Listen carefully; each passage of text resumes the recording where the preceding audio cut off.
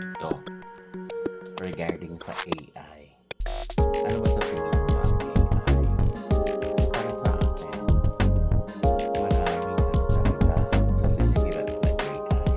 Kasi pag hindi ka marunong tumingin kung ano yung ano ng AI, kasi minsan akala mo totoo na.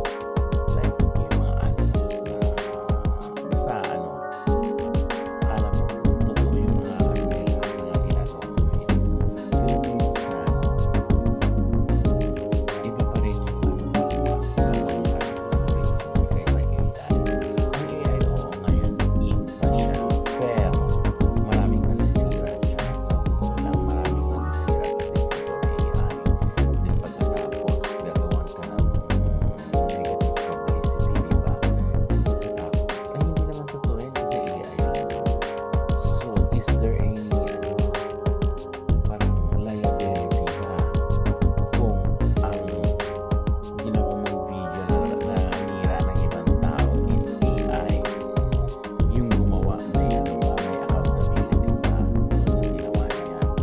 Yun ang hindi natin alam kasi pwedeng ano yun kahit kasama ka, like for instance, di ba sa paninirang puri, pero hindi natin alam kung ano ba talaga is cover ba yan siya, lalo sa Pilipinas, cover ba yan siya sa voyeurism law?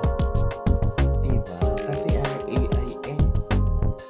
Iba ano yung kung sasabihin AI lang naman yung paggagawa. So, ito ay tanong na sa bagay, pwede rin sabihin na kasi ginawa mo, ano ka, liable ka. Pero, kung sasabihin na AI, kasi may nilagay ka lang, sasabihin mo lang kung ano yung gusto mo. Then pagkatapos, yun ang lumabas sa AI. Kasi maraming ganyan eh. Like, nag-try nga ako, di ba? Nag-ano ako na yung parang ano, business, whatever, business plan. Oo, lumabas. Nagawa niya within walang minutes pa. As in, nagawa talaga yung ng AI. Oo. Dahil ang sinasabi nilang maraming yayaman. Oo, yayaman. Marami. But, you don't know how long. Kasi di ba, kasi ang karamihan ngayon umaasa na lang.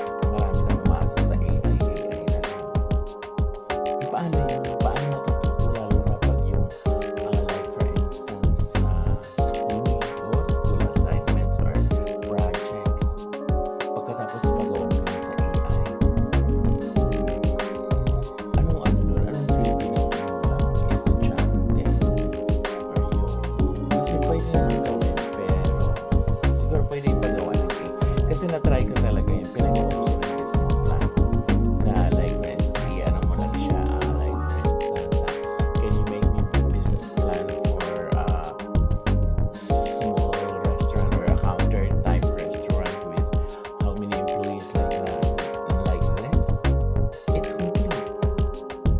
Talagang nagagawa siya within seconds lang. Oo. Kaya ang nakakaano dito is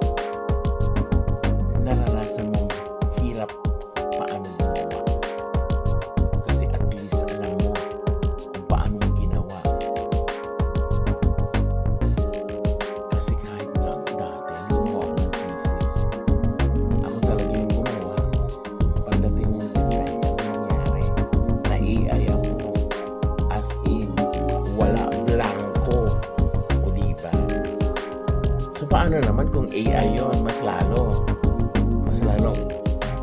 wala akong walang masagot. Kahit na blanco ako, at least sinalunang kayo. Basta maano ko lang, oo, ang AI, pwede siyang pwede naman gamitin siguro, pero not to the point na magdepende ka na lang. Gagawa ka talaga, gagawa ng paraan. Kasi AI, nagkaano pa rin ngayon, booming. In 5 years or 6 years, we don't know. Kasi, basta, maraming kasi nga, hindi na maniniwala ang tao din. Mawawala ng tiwala ang tao because of sabi, hindi naman totoo yan, AI lang yan eh.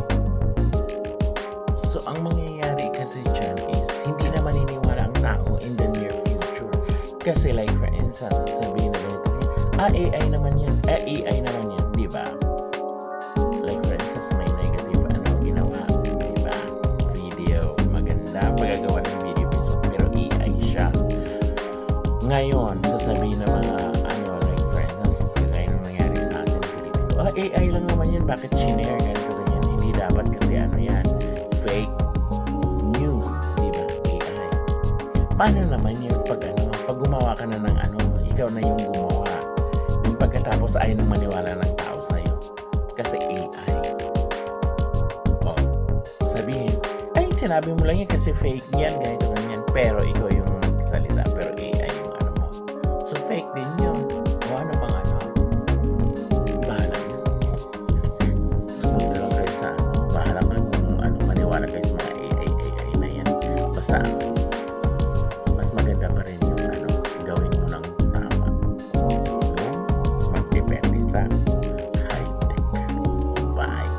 Follow me. Bye.